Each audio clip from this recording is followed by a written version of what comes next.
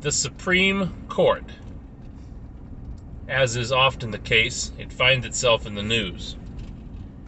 4 of the justices are on a PR tour talking about how wonderful the court is and how perfect it is. A blue ribbon panel was put together to make recommendations on whether or not the court should expand in size. And just a little bit of a hint, the correct answer was for them to say that the court should be expanded. Instead, this panel has come back and said, no, we shouldn't expand the court, we shouldn't rotate justices off, and we shouldn't change the way in which the court reviews legislation. We should leave it alone. That is not the answer anybody who organized the blue ribbon panel wanted to hear. However, in all this discussion of packing the court or doing nothing and everything in between, I haven't heard something that I think would be very wise, which would be to change the Constitution so that the people can fire justices off the court at the ballot box. Now you might look at that and say, well, gee, that's a recipe for disaster.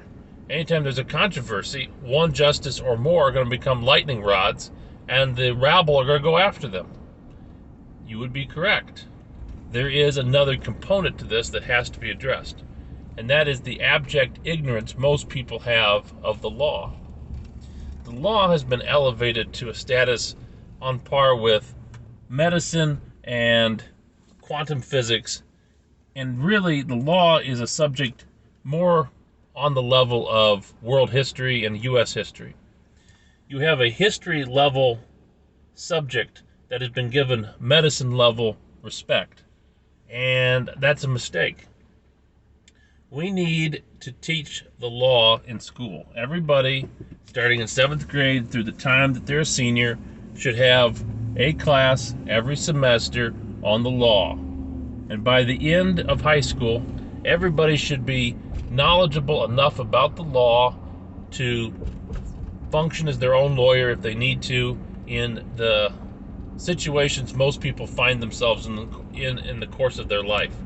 More importantly, a well-educated population would be able to make well-educated decisions about how the Supreme Court and other courts function. It is a mistake to say that courts should be outside of the reach of the people. Rather, they should be outside of the reach of ignorant people.